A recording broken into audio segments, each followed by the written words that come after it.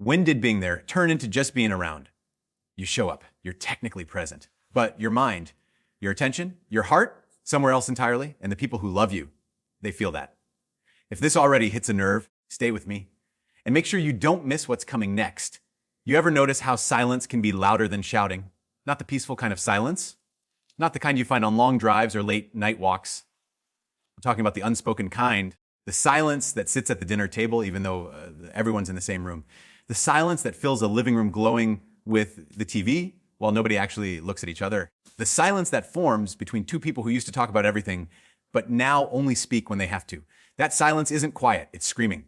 Most relationships, friendships, marriages, even parent-child bonds don't end in explosions. They end in slow fades. Nobody cheated. Nobody stormed out. Nobody yelled, "I'm done." Instead, you start answering with shorter sentences. You start scrolling during conversations. You stop asking, "How was your day?" because you already assume the answer. One day you realize, I don't actually know this person anymore. And I'm not sure they know me either. But here's the worst part. You didn't lose them. You simply stopped reaching for them. We think closeness is natural, like it should sustain itself just because it used to be strong. But connection is like fire. The moment you stop feeding it, it doesn't go out instantly. It flickers, it weakens, it quietly dims until one day you wake up to darkness and ask, what happened? Let me ask you something, and don't just hear it, feel it. When was the last time you looked someone you love in the eyes without distraction and made them feel truly seen, not nodded while half listening, not through in a yeah, totally while checking a notification? I mean, fully there, fully present, phone down, mind quiet, heart open? You know why loneliness hurts so much in our generation? Because we're not lonely from isolation. We're lonely from proximity without intimacy. Yeah, you can be surrounded by people and still feel invisible. You can sleep next to someone every night and still feel like a stranger. You can FaceTime your family and still feel like you're a million miles away. It's not distance that breaks us. It's disengagement. And the scariest part is most people don't realize how far they've drifted until it's too late, until the laughter is gone, until the warmth is gone, until the other person stops trying, because trying alone is exhausting. You want to know the truth. People rarely give up because they stop caring. They give up because they got tired of caring alone. Maybe that's you. Maybe you've been silently begging for someone to notice the shift. Maybe you've been waiting for someone to fight for you again. Or maybe you're the one who stopped fighting. The question is, which side of the silence are you on? Are you the one feeling unseen or the one who stopped seeing? Because at some point, one of you has to decide, does this silence continue or does this story change? Here's the thing nobody wants to admit. It's easier to blame distance than it is to admit disconnection is a choice. We love saying, we just grew apart. It sounds poetic. Harmless, inevitable, but people don't grow apart. They stop growing together. They stop checking in. They stop being curious. They stop choosing each other, not once in a while, but daily. You know, when relationships were strongest, not when life was easier, but when effort was expected. Remember when conversations were exciting because you wanted to know everything about them? Their fears, their weird little stories about their day. Remember when you listened? Now, we assume we've heard it all before. We assume we already know them. Assumption is the slow death of connection. Let me give you a hard truth that might sting. If someone has to ask you to care, you've already waited too long. Care isn't something people should request. It should be felt. Your partner shouldn't have to say, "You never listen to me." Your friend shouldn't have to say, "You only call me when you need something." Your parent shouldn't have to say, "You're always too busy." But a lot of us don't realize the damage we're doing because it doesn't show up as yelling or fighting or anger. It shows up as quiet withdrawal, the sigh before they speak. The flat, it's fine. The smile that doesn't reach their eyes anymore. You want to know what real danger looks like in relationships? Not loud arguments. Silence after them, because that's not peace, that's resignation. That's someone saying, "I no longer believe this will change." And maybe, if you're being honest with yourself, you've reached that place too. Maybe the silence in your life isn't just between you and others. Maybe it's inside you. Maybe you've forgotten how to speak your own truth. Maybe you've been holding so much in for so long that you don't even know what you feel anymore. So let me ask you this. When did you stop telling the truth? Not to others, but to yourself? When did you start saying, "I'm fine," when you weren't? When did you start accepting, "It is what it is," instead of "I deserve better than this"? When did you stop believing that relationships, friendships, family love could feel alive again? Because no matter how quiet things have gotten, they can be loud again. No matter how far you've drifted, you can reach again. No matter how numb things feel, you can wake up again. but it won't happen through hoping. It won't happen by waiting. It won't happen by scrolling your way through the ache. Someone has to be brave first. Someone has to say, I miss us. Someone has to say, we don't talk like we used to. Someone, I don't want this distance anymore. And that someone, whether you like it or not, is probably going to have to be you. Let's be honest. We always hope they will be the first one to fix it. We wait for them to apologize. We wait for them to ask what's wrong. We wait for them to notice the distance and do something about it. But here's the uncomfortable truth.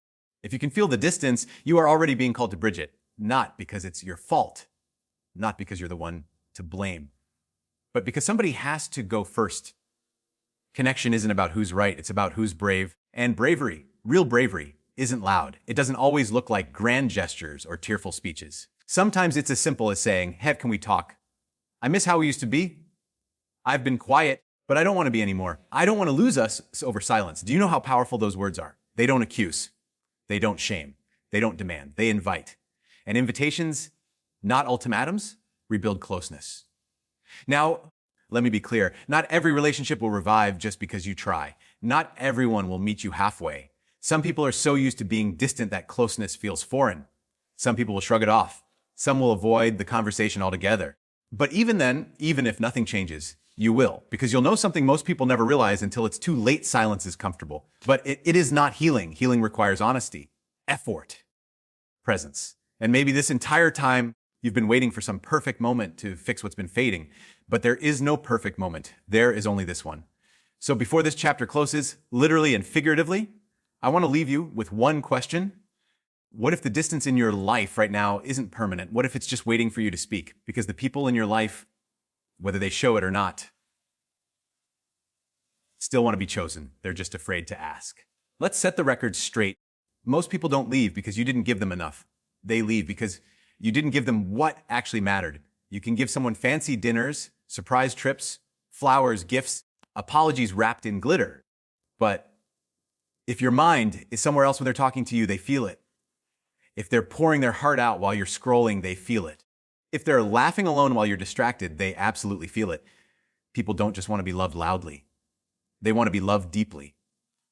You know, it's crazy. We live in a world where attention is more valuable than money, and yet we spend it more carelessly than anything else. We hand our presence to strangers online. We give our focus to videos, feeds, headlines, gossip. But when the people we actually love speak to us, we nod, we half listen, and we tell ourselves, I'll be more present later. Later becomes never. You know why some relationships feel empty even when there's technically nothing wrong.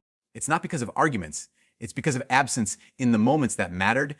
It's not the big dates that hold relationships together. It's the tiny moments when someone says, hey, let me tell you something. And you actually pause the TV. I had a hard day, and you put your phone face down. Gus, what happened today? And you look up, eyes locked, as if that story is the most important thing you'll hear. That's love, not the fireworks, the focus. Because the people who love, you don't want to compete with your distractions. They don't want to fight your phone for eye contact. They don't want to beg for reactions every time they speak. They want something simple, something so basic we forget how powerful it is.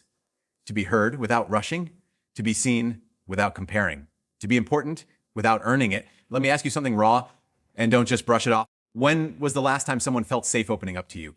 Not because they needed to, but because they wanted to. Not because the situation forced it, not because you cornered them with, what's wrong? But because being with you felt like peace.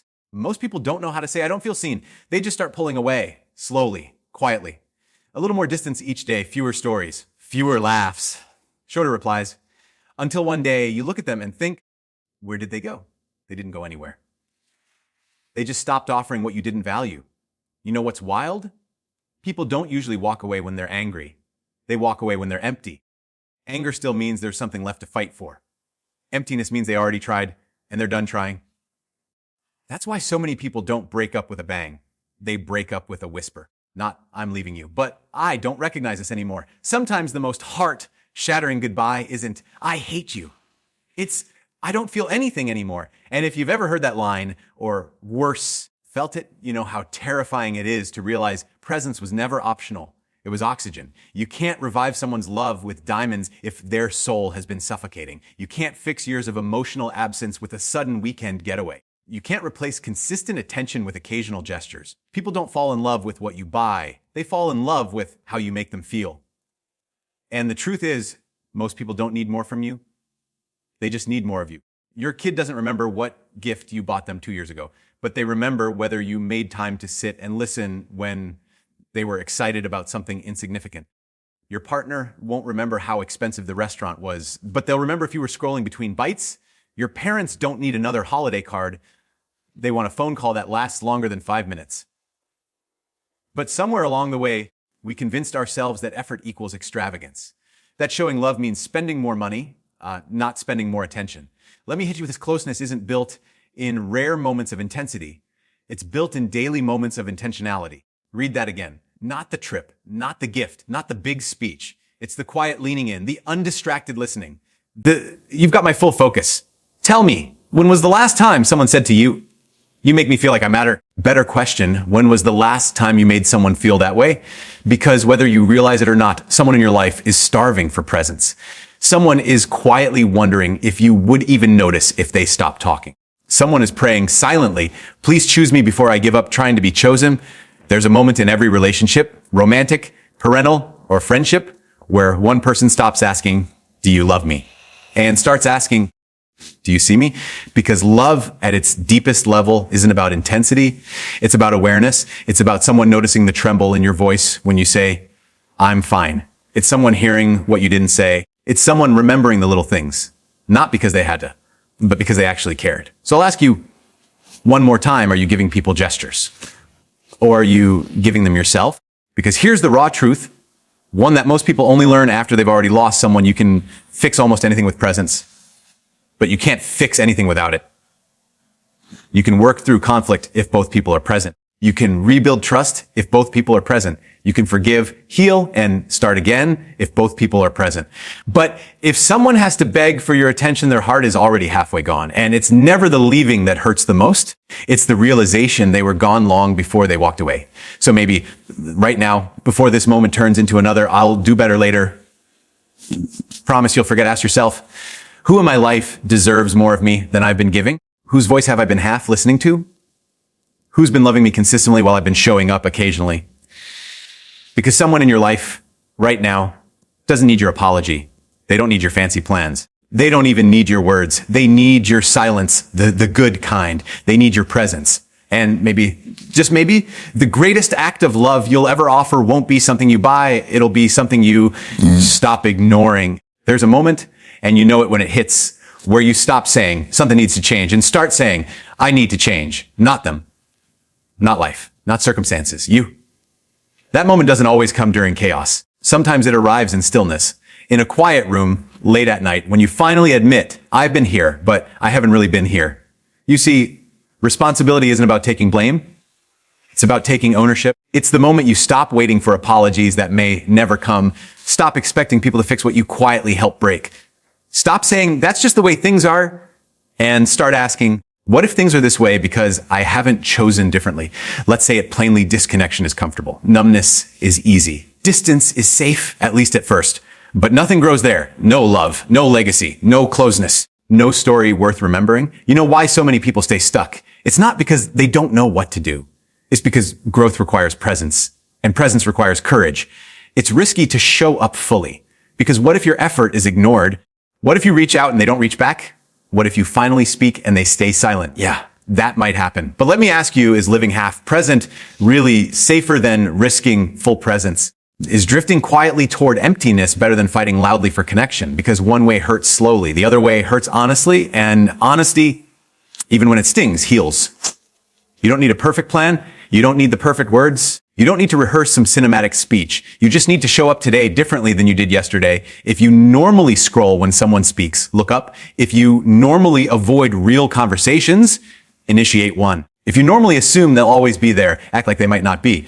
Because the fastest way to lose someone is to act like they're guaranteed. When you realize nothing is promised, not time, not relationships, not second chances, presence stops feeling like effort and starts feeling like honor. That's the moment everything changes.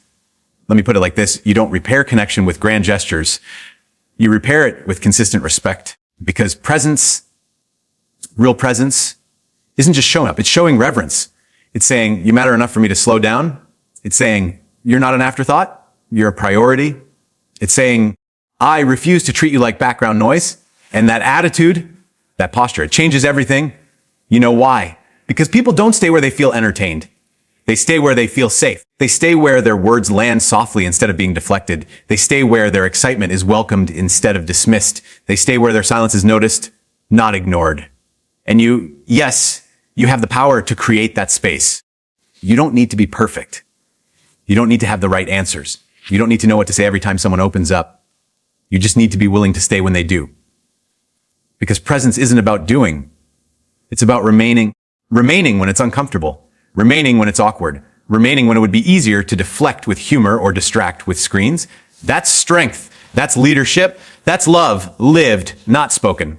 But maybe you're thinking, what if I try and they don't reciprocate? What if I reach and they don't reach back? Then at least you'll know. See, people think effort makes you vulnerable. They think caring is risky. They think expressing love openly means giving someone the power to hurt you. But let me flip that for you. The real risk isn't loving fully. It's living half alive. The real danger isn't being rejected. It's never being known. Connection doesn't require guarantees. It requires courage in uncertainty. And that's why most people never experience real intimacy. They want closeness without exposure. They want depth without risk. They want reassurance before they give commitment. But closeness doesn't work like that. Someone has to go first. And more often than not, it's going to have to be you. Because maybe, just maybe, they've been waiting for permission to open up again. Maybe your vulnerability becomes their safety.